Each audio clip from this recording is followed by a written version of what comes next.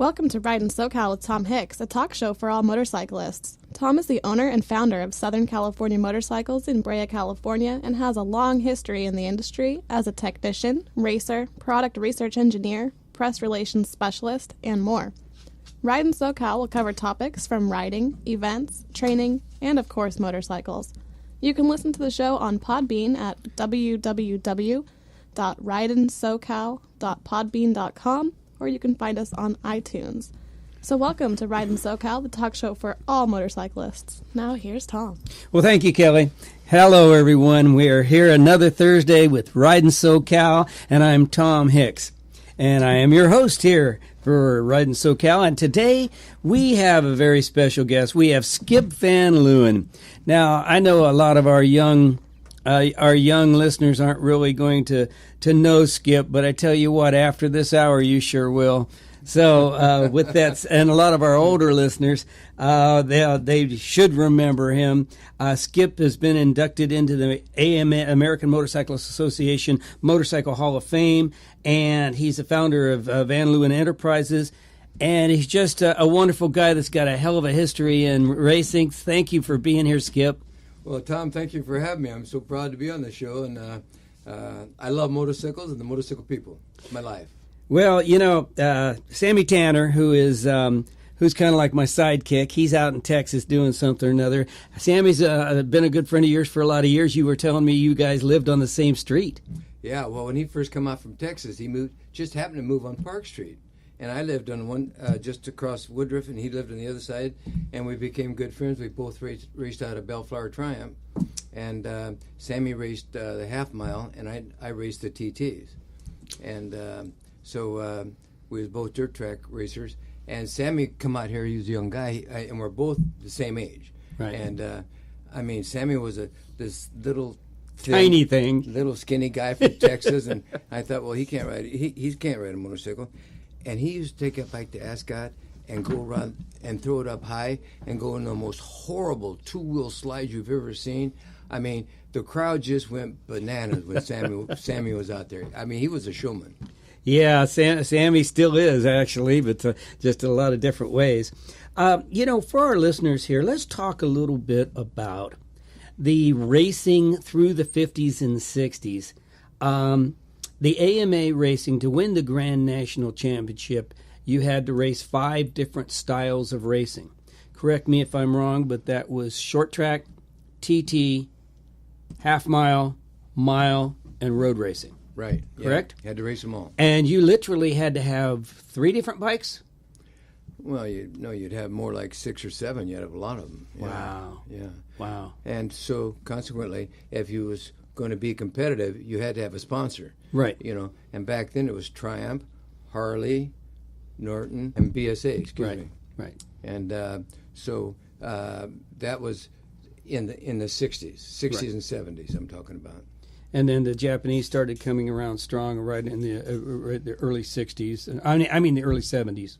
No, Japanese come in about 63. 63? Yeah. Well, that was in road racing. No. I'm not talking racing now. I'm just talking sales. Oh, okay. They didn't get stuff that was competitive for the racetrack until 66 or 67. Right.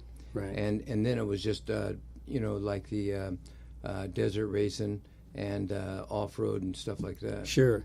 Well, put it this way, since we just took on Suzuki and I spent a lot of years with American Honda, I do understand. Yeah, I was with American Honda for 8 years as a product research engineer. Get out of here. Racer. I didn't know that. Wow. Yeah, that's from 1980 to 1987. Wow. Was you there when Gene Romero and Ronnie Bryant was head of the race department? No, that's a bit before me. I was there from 1980 to 1987. Okay. Yeah, that was before. Yeah, Gene's been by, but you guys are all famous when it comes to Triumph. We're real fortunate here, and all my listeners know that I'm also the owner of Southern California Triumph, Southern California Motorcycles here, and we're very fortunate to be the #1 Triumph dealer in the United States for the last 7 years in a row. Hot stuff. We have quite a Triumph heritage, because I opened the store with Triumph 15 years ago, and knowing a lot. I actually worked for Triumph Wow. Yeah. Did you? I was the first sales manager of the Western United States, setting up all the dealers in the Western 9 states when Triumph started exporting again, and they started importing back into the United States in 1994. Wow. And the head of the Triumph then was, what's his name? Michael Locke. No, tall guy, good-looking guy. Okay, they've gone through some since 1994. I got a mental lapse all of a sudden. Yeah, well, as we get a little bit older, that happens. I call those brain farts, actually. Thank you.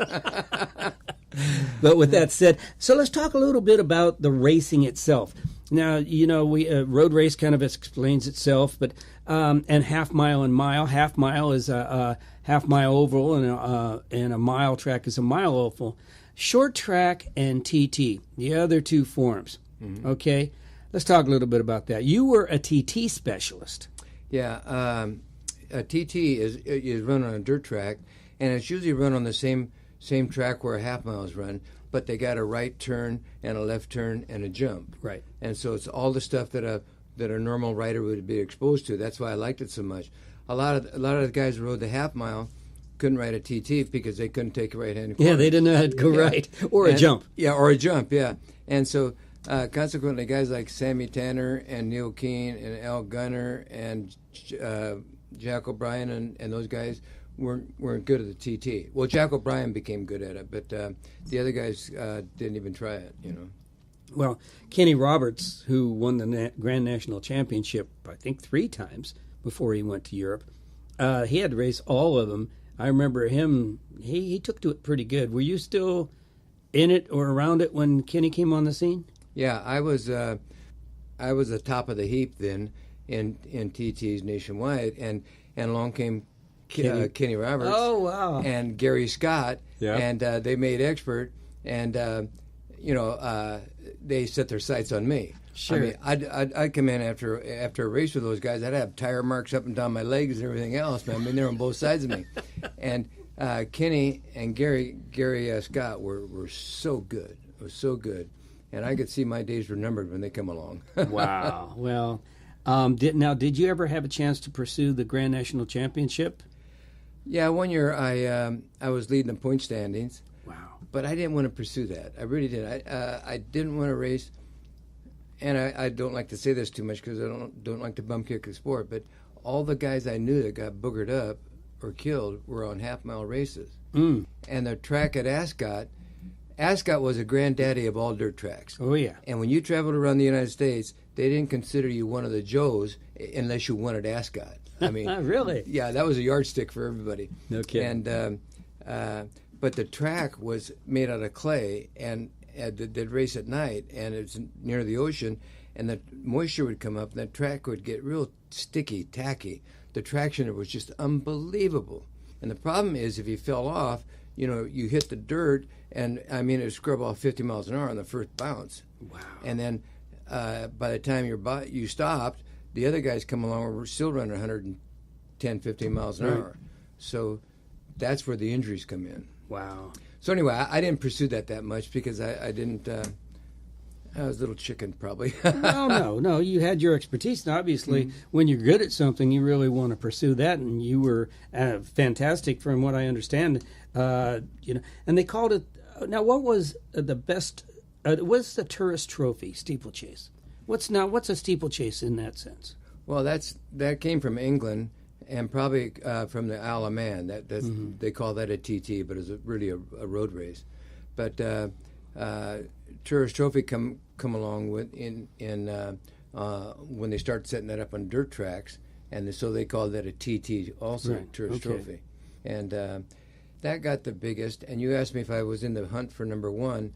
One year I won the first race of the year. It was a national championship at the Houston Astrodome. Houston. Oh, Houston was a biggie too. Yeah, there was 47,000 people there. Wow. And later on, I got in the record business, what we was talking about earlier with Michael Nesmith. He said, "You raced instead of 47,000 people? I never had a concert that big."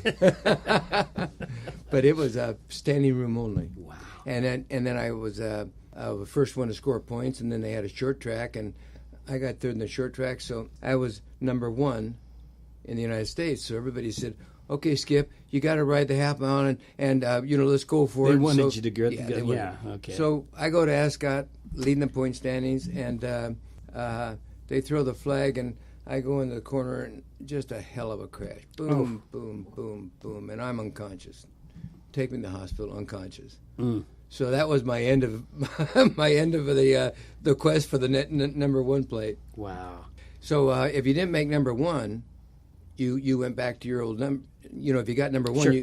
they saved your old number for you. My number was 59, and so I kept that all through my racing career. Well, that's cool. That is really, really cool. Yeah. And there again, for our listeners, Ascot was a legendary track, and unfortunately, I was talking with someone else we had just had in here not too long ago about when Ascot went away, and I thought, well, what was it, 10 years ago? But no, it was even more than that, wasn't it? Yeah, it went away, I think, like 82 or 3. Wow. Yeah. Well, no, because I was riding it at Honda's during the mid '80s. Oh, really? Yeah, so it was a few years after that, but still. Okay, I get hazy in the days. Yeah, but either way, it was such a long time ago. But what a legendary track, and it was like you said, everyone that rode a motorcycle knew about Ascot. Yeah, or raced a car, same way. Yeah.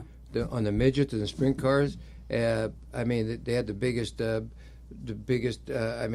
Al Unser and Hurtubise and Pernelli Jones and all those guys raced there. Getting on kind of a tangent about sprint cars, that is the most violent racing of any form I've ever seen in my life, sprint cars. Myself. Those things got so much horsepower and they're so fast. I tried one once time. At the end of the straightaway, after about 5 laps, I finally hit it wide open. It was. And you were a professional racer that knew how to go around a track. Yeah, but sprint cars, I agree with you, boy. They were just in a class of their own. The only thing that I could compare it to would be a Top Fuel dragster. How violent that is for that period of time, because you get those sprinters out there and they're going sideways with all that horsepower and the sound and the vibration and the thunder, and it's just something else. Yeah, sprint cars were awesome. And Agajanian every year would have a turkey shoot. Mm-hmm. It was and that carried on until every once in a while they still have another one, and it'd be a 100-lap midget race. Now those midgets were scaled down, sprint cars. But boy, they put on a show, and they were the same way. They were so light that those guys would go sideways around the whole track and just get it straight up and down for a few minutes, and then throw it sideways. A few seconds, yeah. My brother raced midgets and then went on to sprints many, many years ago. And that's where I got experience with it. My whole story about I got a chance to get into a midget one time at Ascot. Wow! I got in the car, and the pickup truck bumped me, and I'm going. And they're pushing me out to the track. It started raining. Never got out onto the track, and that was my whole experience in midgets. Well, you had it then, because there's no sense going any farther than that. You get the feeling one time, and that's good. But some of the motorcycle guys went on to be good midget racers and sprint car racers, like Eddie Worth and Sonny Nutter, and some of those guys got pretty good at it. Yep. Sonny's still around locally, too, isn't he? Yes, Yeah. So now, one of the things we were thinking about and talking about was when a motorcycle racer, when you're racing and that's your living and you're making money at it and everything's glory, but it's like a boxer or it's like any professional athlete, which is what you are, there comes a time where you're not going to do it anymore. Yeah. And so it seems like a natural progression for you to, for a racer, that when they retire, to go into what they know best, the motorcycle industry. Well, this is what you did, right? Yeah, exactly. When I stopped racing, one of the companies that I wore their helmet, Buccal helmets, they was like the biggest helmet company in the world then, and so they offered me a job on the road selling Buccal helmets and accessories, and like I told you earlier, I remember I got in that car and I'd drive down the road to New Mexico and Arizona and Colorado and Utah. And I was driving down the road just laughing, going, this is great. I'm driving down the road selling stuff, and I was seeing all my friends, and I got paid for it. But therein, part of the problem, the guys in the motorcycle shop would say, hey, Skip Van Leeuwen's out front, Skip Van Leeuwen's out front. Well, pretty soon they got hip to it. When I come to town, the local racer, they always, in Colorado and Utah, they always had racetracks out behind the shop. And so they'd always con me into going out and racing the local guy around his favorite racetrack. And I got skinned up and banged up and crashed. But it was a lot of fun, really fun. Well, for our listeners, really, the motorcycle industry, as small as it is such a wonderful place to work. And there again, Ridin So Cal and myself on this show, we've had so many of my friends in industry greats that we've talked about this before. The motorcycle industry, it's like, well, when I was with American Honda, people would have cut their right arm off to have my job. Oh, boy. I was a product research specialist, and I got to go everywhere, got to go all over the world, and got to race and ride and experience new bikes 2 years before the public ever saw them. And, wow. And I worked with the press and all this. And it was one of those things that I always used to say, I don't get up and have to go to work. I jump out of bed to go to work. That was me driving down the road. Right. Selling accessories. I mean, I was thinking, well, there's something wrong with this. I get paid for it, too, man. But then I quit my job. I was driving truck, and I went to work in the motorcycle shop for Johnny Gibson, selling Yamahas in La Habra. And then Bill Robertson's at Honda in Hollywood, he called me up and wanted me to come to work there. So he used to put a $100 bill on his bulletin board and give it to the high salesman every month. I got it every single month, and after a year, he stopped doing it. But at Bill Robertson's, I sold motorcycles there, and that's when every movie star in Hollywood had to have a motorcycle. I mean, I sold them to Lucille Ball and Jack Palance and Roy Rogers and all the rock stars. And Honda had the saying, "You meet the nicest people in Honda by yeah. Kawasaki, let the good times roll." And everybody in Hollywood had to have a bike, whether they rode it or not. They had to have a Honda sitting in their garage. And I mean, that was the heydays of motorcycles. I mean, it was just a thrill to go to work every day there. Oh, yeah. And, I've been privileged to have some interaction with the Hollywood people. We've sold some bikes to some very famous names, Brad Pitt and just different people, but had a chance to teach Pamela Anderson how to ride a motorcycle. But this is, what you're talking about is being immersed in the Hollywood royalty, I guess you'd put it. Yes, it really was. Well, I sold Elvis Presley 9 new Bonnevilles in 1966, 9 of them. And he gave them to Sonny and all his friends. He had a house up in Truesdale Estates then. And but that's when I sold Michael Nesmith and Kenny Rogers motorcycles. And I remember Kenny Rogers and I one time, we was sitting in Shakey's Pizza Parlor, and he was with the first edition. What condition, my condition, he had one hit out. And so we're sitting in Shakey's one night, and he says, "Skip, I got this song. It's, you got to hear it, man. It's really good." He says, "I'm trying to get a heartbeat going, boom, boom, boom, boom, to keep time with the music, and I can't get it. It's just going whack." And he says, "Here, it goes like this. Something's burning, thump, boom, boom, something's burning." And I said, "Kenny, quiet, they're looking at us." Oh, but all those guys become friends of mine. The Mama Papas and Eric Burden and all those guys I sold bikes to. Wow, you're just, it's kind of giving me chills, because obviously I'm in a band, and I'm a singer and a player, and the names that you mentioned off, I still do a bunch of, it's a cover band that I'm in. We do a bunch of their songs, and just to have all the names that you're spouting out about knowing them, and that they were in motorcycles, and that's, the whole gist of what we do. And that's one thing about motorcycles. Motorcycles aren't about transportation. They're about passion. You know what I mean? Exactly. Motorcycles are fun. That's what you got to sell. You got to sell fun. You sell the sizzle. I mean, a guy might go home and tell his wife, "Hey, I need this motorcycle for transportation ride to work and back. Will save a lot of money." Well, he rides that bike for a week and a half, and he's back in the car. But he got his motorcycle. Right. Well, that happens. We've got Southern California Ducati here, and it's so funny. You'll get a couple come up, and they'll come into the showroom, and they'll drive up in his, $60,000 Hummer, right? And they'll go, and he'll be telling his wife, "Look, honey, if I buy this $25,000 bike, I'll save money on gasoline." And I hear it all the time. It's just hilarious because they're no more worried about the price of gasoline than the man on the moon. But he's trying to give that excuse so they can justification to get that motorcycle. Yeah, that's the pitch. Yeah. Well, one of the things that back then in the '60s, when you sold people a motorcycle, I'd have to teach them how. Most of the people I'd have to teach how to ride it. So I'd go over to Lucille's Ball and Jane Mansfield's house and showed them all how to ride motorcycles. Oh, and and one time I was showing this girl how to ride a bike, and I showed her to shift it, put on the stand with the rear wheel going through, and work the clutch and everything. And did you make them wear? Just out of curiosity, they didn't wear a helmet back then. No helmet. And the rides I've seen of these beginners are just heart stoppers.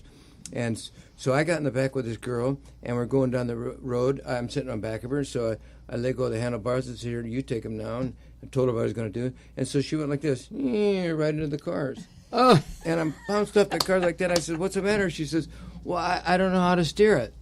And come to find out, she couldn't even keep her balance. She had never rode a bicycle. Oh, my goodness. And she caught me.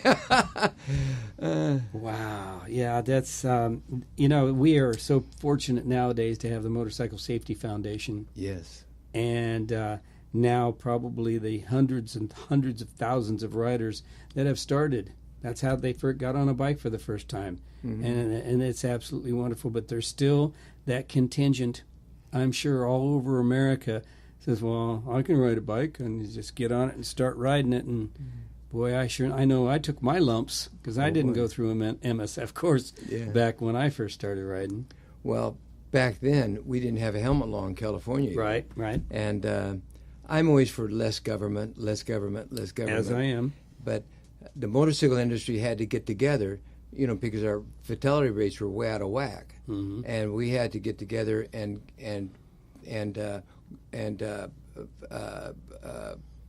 beat the drum for the helmet law. Right. Because 90% of the people that got injured or killed on a motorcycle are killed from head injuries. Right. So the helmet law was a big plus for the industry and a big safety thing. You see what helmets do. They're starting to pass stricter and more stricter laws for football and soccer and all that. Well, I'm with you 100% on the fact that our lawmakers are making too many laws all the time, and it's just government being shoved down our throats.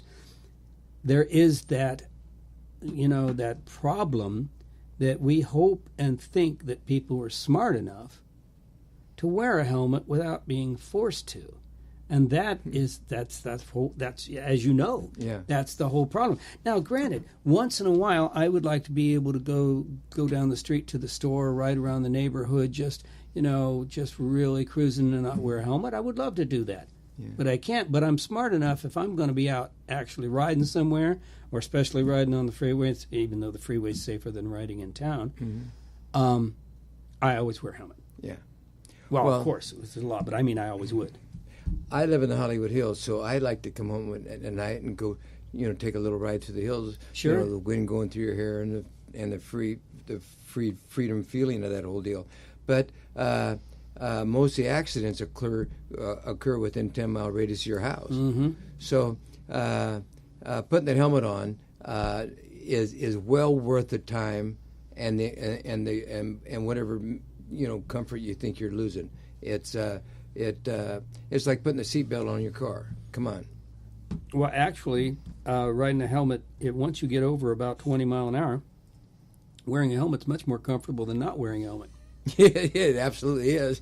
I've had enough, been riding down the road at 40, 50, 60, whatever miles an hour, and have bugs take chunks of my flesh off my face and fill my eyes full of bug, and oh my God, just all the different things. Yeah. Bees, too. Yeah.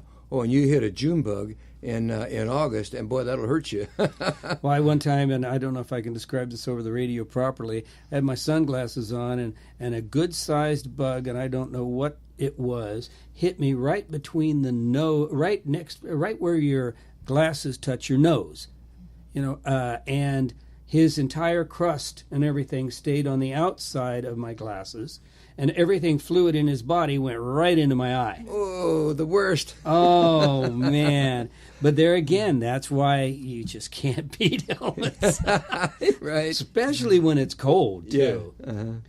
So you sell helmets now. Yeah. As part of Van Leeuwen Enterprises. Well, after, I got off the road, I spent 4 years in the record business with Michael Nesmith. We had our own record label, it's a country label. And then I looked at the record industry. They was doing about $4.5 billion a year, and I knew nothing about it. And I looked at the motorcycle business. They was doing just a little less than $4 billion a year. This is 1974. Right. And I'd be on a business trip in the record business, and I'd be in Chicago with Handelman, who's the largest record distributor in the world, and I don't even know who he is. And I'm thinking, what am I doing here? So I got back in the motorcycle business, and I started selling accessories again. And so then I started my own company with bought some socks and tie-downs. I put them in my garage and got bigger and bigger, and then I got more things. And you went from being a record industry executive to selling motorcycle accessories out of your garage. One might think that there might be a financial disparity to that. There certainly was, man.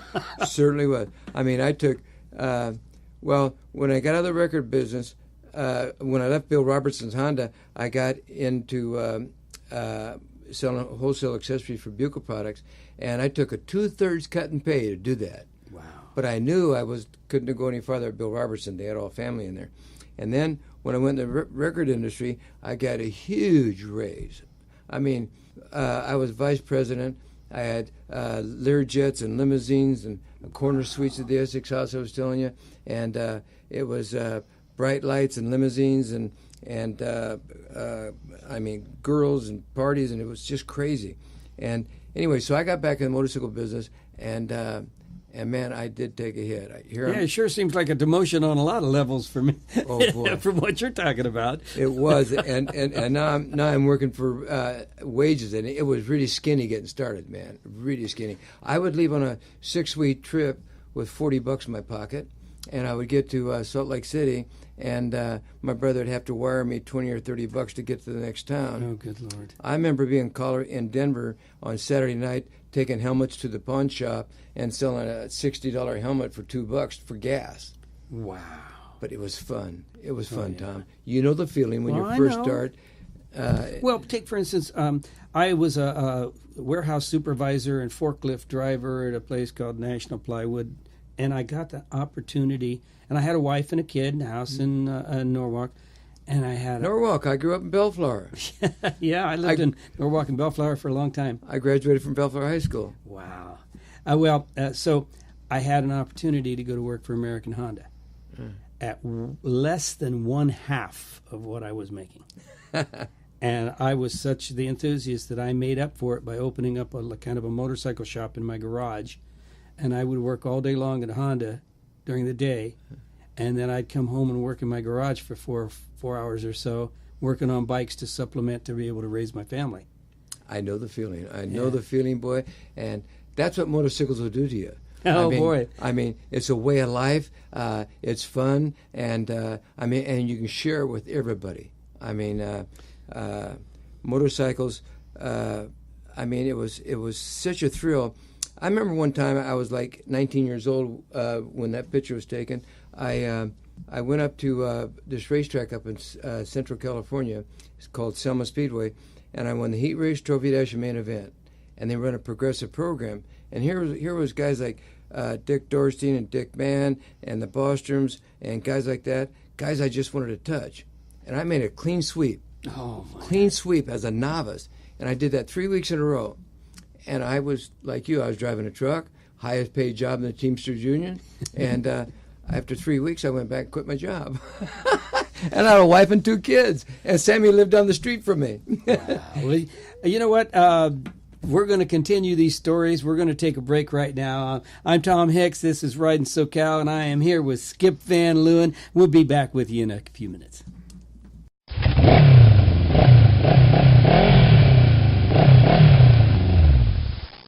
Welcome back, everyone, to Ridin So Cal. I'm Tom Hicks, your host, and I'm here with Skip Van Leeuwen. Skip and I are just giggling about past marriages and things that we don't really want to talk about on the radio. But I tell you what, when you get two motorcyclists together, and I guess society at this point has defined personalities by A type, B type, and all that. I have no idea what a B or a C type is because I know damn well I'm an A type, and you certainly are as well, especially from us talking.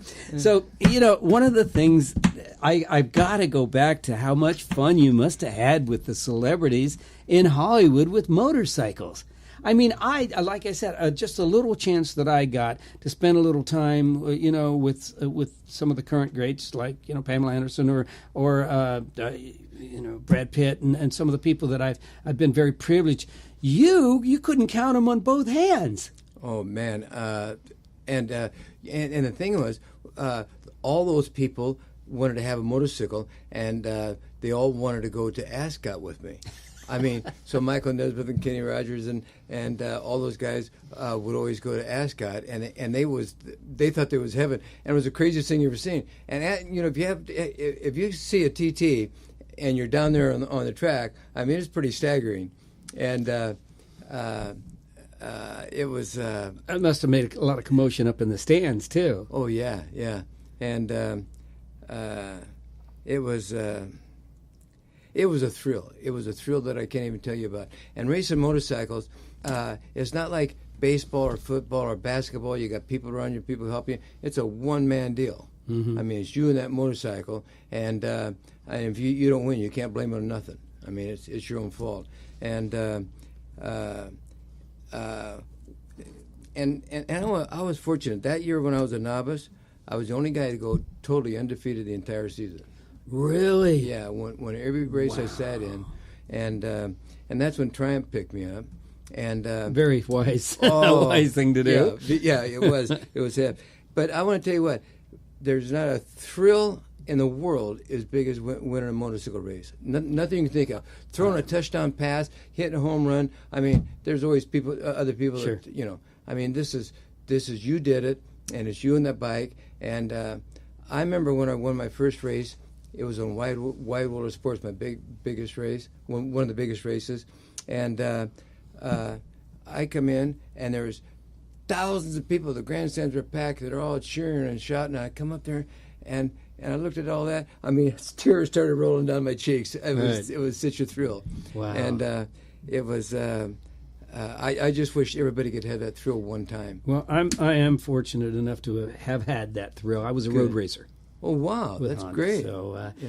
And yes, you're absolutely right. That thrill of getting that checkered is like, you just kind of melt. Yes. Yeah. Oh, yeah. And for our listeners out there, yeah, we are talking about, the upper edge, especially with Skip, of racing from the national standpoint. But you know what? It's not that difficult for you to take your bike, get your sport bike and go out and get training, go to track days and get to the point where you're racing on the local level, like at Riverside. Boy, I'm dating myself there. I raced Riverside. Yeah. Oh, boy. But Willow Springs or Fontana, and actually get into a race. I guess they're not, the AFM is down south now. I'm not sure. ARRA is the I thought it was the Willow Springs. Either way, there's some race organizations to where you can go out there and get that feeling for yourself. It's going to take you some time because you aren't going to go out there and win right away. Yeah. Well, you don't even have to get on the racetrack. Just to ride that thing around the hills, and you get the same thrill. I mean, my son bought a Ducati, a racing Ducati, whatever it is, right. And I never would help my son's race. I mean, because I went out one time and it scared me to death. And and my son got in two horrible accidents. I said, hey, get rid of that thing. And he had a Triumph, totally restored. And it's a gem. I mean, just to look at it. And you get the same thrill out of that. You don't have to go out there and race, Cammy Cole and those guys. They're one click off the racetrack. Don't do that. just use it for fun, and you'll have just as much fun on the Triumph at 50 miles an hour you do in the Caddy at 120. Well, we kind of touch on here is the track days are where to go if you want to experience the performance of your motorcycle, because you can, for a couple $100, you can go out and do a track day and go out there and race your heart out in a safe circumstance. Whereas, and I know you know this, too many of our motorcyclists go out into the twisties going too fast for their capabilities and for the roads and everything, for the circumstances, and they get hurt. Yeah. And if you do, you go out and look at the racetracks. You get full races. Nobody falls down. I mean, you'll get somebody falling down once in a while, but the bottom line is the safety factor on riding your performance bike out on a racetrack has gone so far, that it's become so safe it's almost nuts. Yes.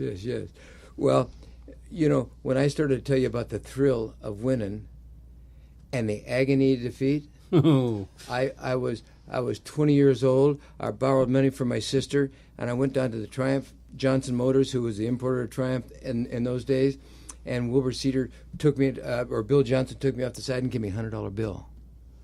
Wow, $100, and to go to Daytona for a week. And but man, just the fact that you could go to Daytona for a week on $100 from Southern California. And I remember I was sitting on the front row at Daytona that year as a first-year expert, and on my Triumph. And about 20 minutes before the race started, my tuner was going, wa-da-da-da-da, wa-da-da-da, pow, the push rod jumped off. And I sat, that feeling. I sat there and watched that race take off. I mean, I went out over behind the garage and just sat there with my head between my legs. I mean, talk about breaking your heart. Okay, so just as much of the thrill as I got, just as bad as it hurts.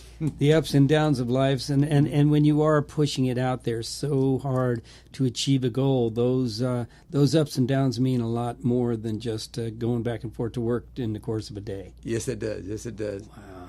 It was, but I wished everybody could have that thrill of winning a race on a motorcycle. Mm-hmm. I don't think there's nothing in the world that compares. Well, there again, I was just talking about road racing, but the off-road racing, oh my God, there's so many opportunities to off-road race in so many different styles of motorcycling now. You got motocross and you got short track and speedway and, oh my God, even, trials isn't about racing, but boy, I tell you, I've had the opportunity to win trials events. I was a trials rider. Wow. And I won a couple local championships in my late 40s. Well, that is hot stuff, Thomas. It was, boy, I tell you what, I sure hit the ground a lot learning how to ride trials. Well, those but you're not going very fast, so it's... No, those guys that do those trials bikes, boy, I mean, they got some skill and balance. I mean, they'll sit there and pounce up on one wheel and jump on the next level up. I mean, it's always fun because, having the trials experience, once in a while I have a trials bike here and you just ride up to somebody, ride right up to them and stop, but don't put your feet down. Yeah. I just talk to them like just normal, and then, right away. Wow. But that's what trials riding is.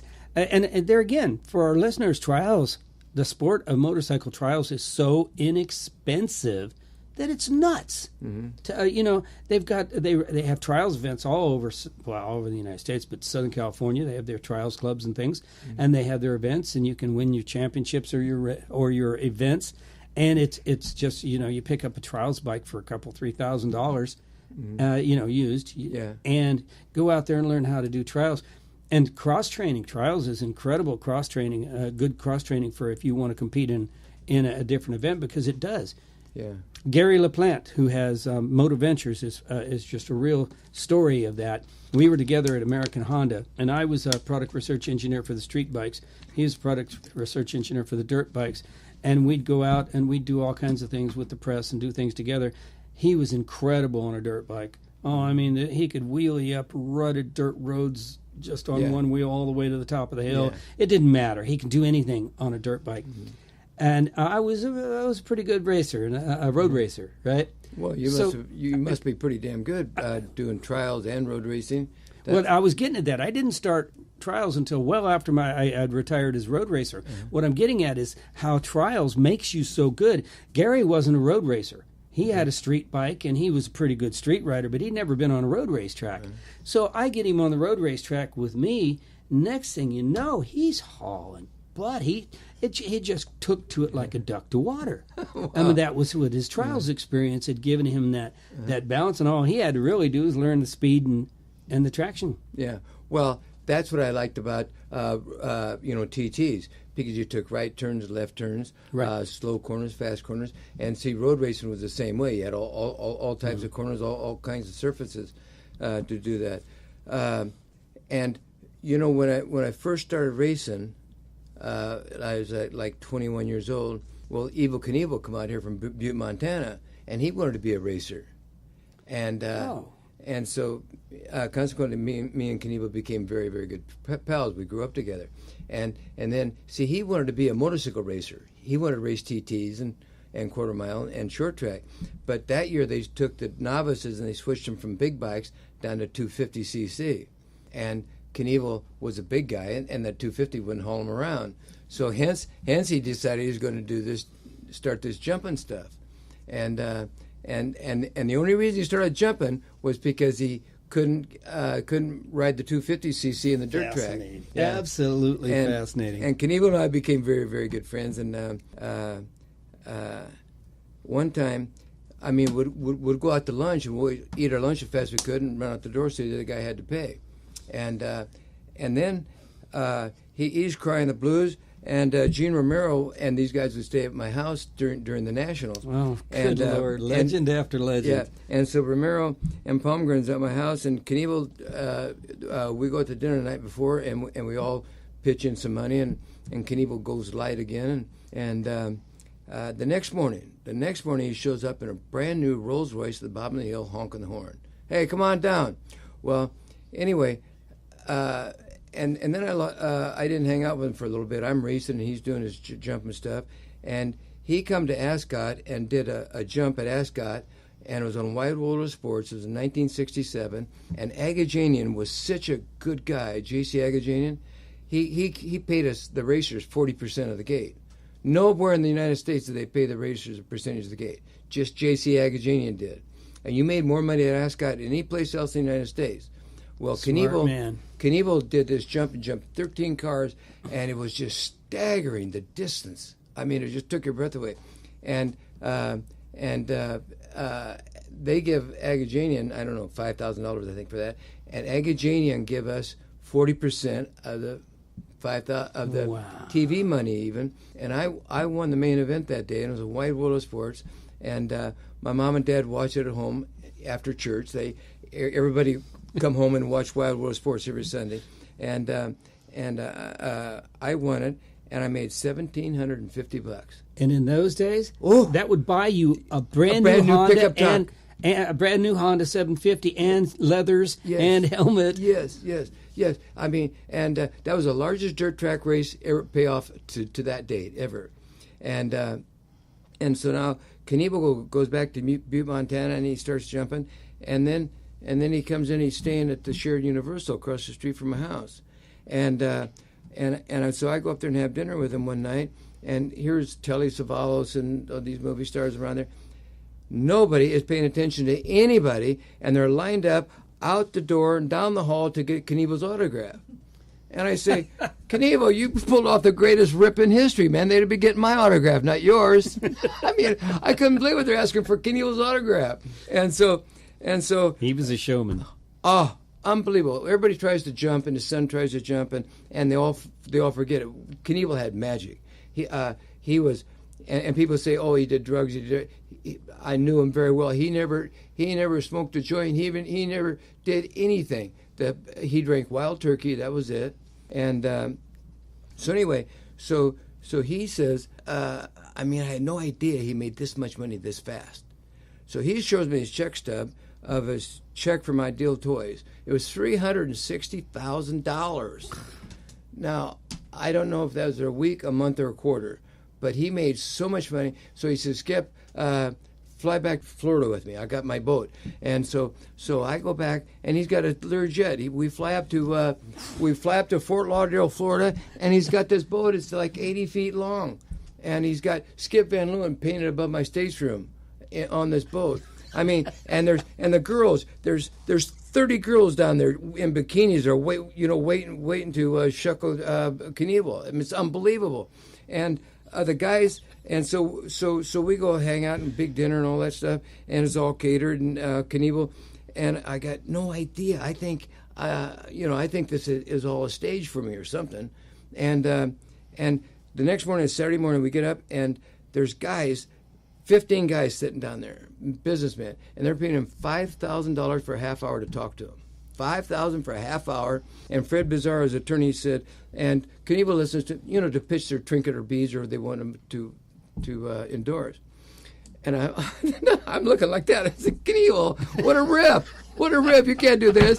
And so about 12 o'clock, he tells everybody, go home. Tell them to come back tomorrow. And I'm going, what?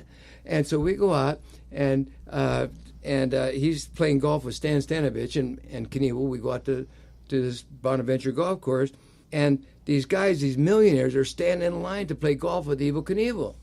And I think, and I'm watching going $4,000, $1,000 over, $1,000 on birdie, and I don't even know the dialogue. And I watched this guy pay off Knievel $17,500 at the clubhouse that night. I mean, and this whole thing. Now I'm just a motorcycle racer. And this whole thing's taking my breath away. And I get home, and he sends me $5,000 for coming to see him. Now, can you believe that? And then the next day, Sunday, he says, Skip, I got this other boat I looked at. I want to buy it. And it's from David Jones, the Wall Street wizard. It's his boat. And so we go out, and he says, kick the thing a little bit and tell him you don't like it and you like my other boat better. So I go kick the doors and kick the thing a little bit. I says, Knievel, I like your other boat better. And so I kick it around a little bit more. He says, shh, stop, that's enough. And he writes this guy a check for $675,000. For this other boat. Now, he's sitting on an 80-footer. He writes, for this 120-foot aluminum boat. I mean, it's, unbelievable. So he calls his captain up and turns it around, and me and him get those throttles up top. We're pushing 44-foot waves are going over those Diaconda lawns in Fort Lauderdale, and his captain's grabbing us saying, you guys are going to jail. You guys are going to jail. Knievel says, stop, I'll worry about it. I mean, Knievel was something that everybody ought to know, a guy like that, one time. I had the pleasure of meeting him and talking to him a little bit because he wanted me to get into one of the ventures later on. Yeah. But what an incredible guy. Sammy's got a friend of his, Mad Mike Hughes, right? Mm-hmm. That is trying to, I guess I'm not sure whether he's actually done it or not. He's kind of copying Evel's jump with the steam-powered rocket. Oh, yes. I heard about that, yeah. Oh boy, oh boy, that takes a bit of wild side that I don't even have. Yeah, not even myself. Well, Knievel guys are jumping 3 times faster than Knievel, farther than Knievel ever did, and doing a flip in the middle now. Well, the suspension, nuts. What they've done with. Well, the technology, of course, has helped them, but then again, these kids are growing up a lot different than us. They're growing up.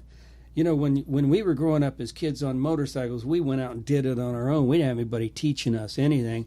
And now what you have is you have a generation of kids that are being taught from the time they're 2 years old. Mm-hmm. And they're taught right. And then you add that with getting expert instruction from the time they're 2 years old, and you add that to the technology we've got nowadays. You're producing some incredible incredible riders with such expertise.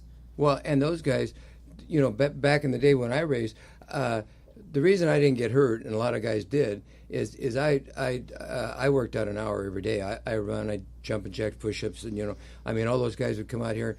Most of those racers, muscles fend off injuries. Yeah, sure do. And those guys thought getting in shape was going to bed early the night before the race. and I said, eating some pasta and drinking some beers. Yeah, and I said, come on, you guys, it's not that way. But you're talking about these young kids coming up. Well, BMX did to motocross what Little League Baseball did to Major League Baseball.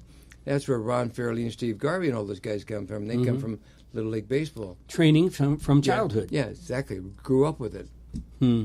Well, Chelsea, we just had a little 13-year-old Chelsea. Courtney here racing Speedway that Sammy has helped sponsoring, and she's racing Speedway bikes just so that she can get experience to race these going into sprints and midgets. Sprint cars? And then go to Indianapolis. She's 13 years old. Wow. See, that's what champions are made of right there. Wow. Well, you know what? We're towards the end of our program. Geez, what a wonderful privilege it's been, Skip, to have you on the program and to talk with you and listen to some of your stories. And I hope you to come back because, boy, I tell you what, I'm sure that we got more than just one program of stories that you and I could sit and talk about. And hopefully our listeners are enjoying it as much as I am. You know what I mean? Yeah. So with that said, I want to do a little bit of talking about what's coming up for Southern California Motorcycles. We're going to be hosting the premiere of the newest member of the Ducati family, the Monster 821, and that's going to be here at our dealership August 16th.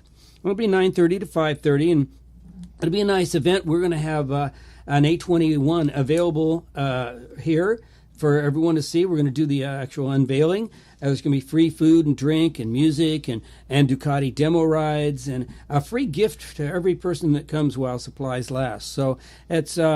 we're getting kind of a reputation here at Southern California Motorcycles for our events. We're getting lots of accolades and print and everything because if it's one thing that I understand, and being the owner, I have a little bit of control on it. It's about having fun, and it's about giving the enthusiast what the enthusiast wants.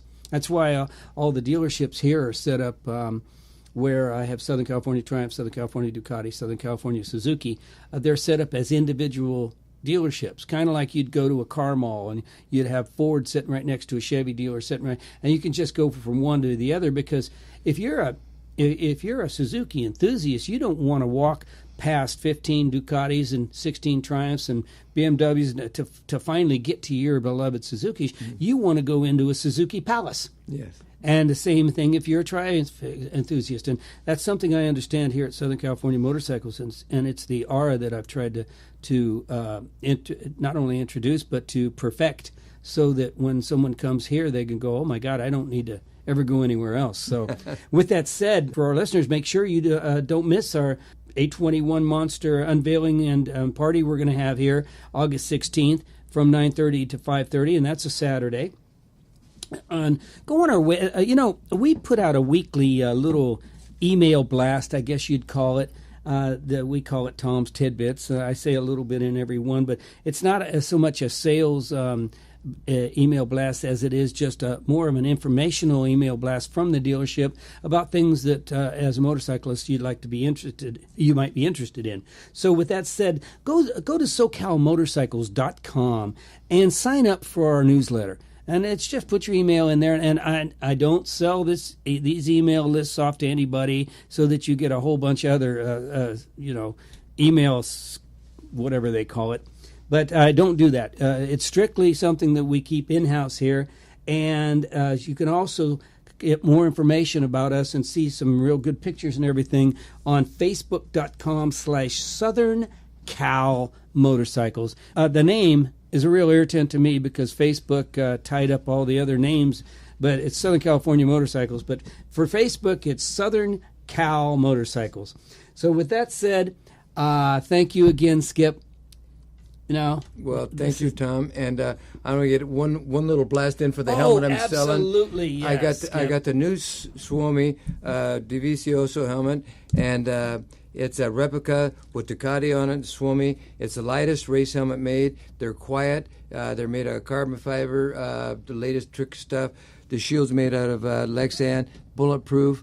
It's the same. It is truly bulletproof. It's the same stuff that the airplane windshields are made out of. Wow. Anyway, it's caught the country by storm. I'm sold out all the time. But anyway. But if you want one, how do you get one? And by the way, I'm looking at this helmet. It's on my fingertips right now. I picked it up. Incredible. If you have a Ducati, you're going to want this helmet and Divizio, so that he's cool enough as it goes. Yeah. But how would one of our listeners get your helmet? come to So Cal Motorcycles, and I'm going to put one in stock, and we got more.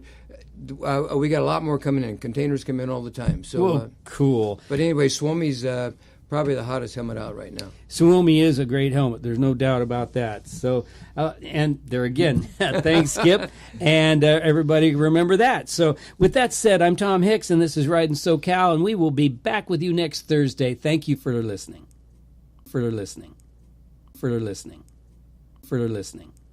For listening. For listening.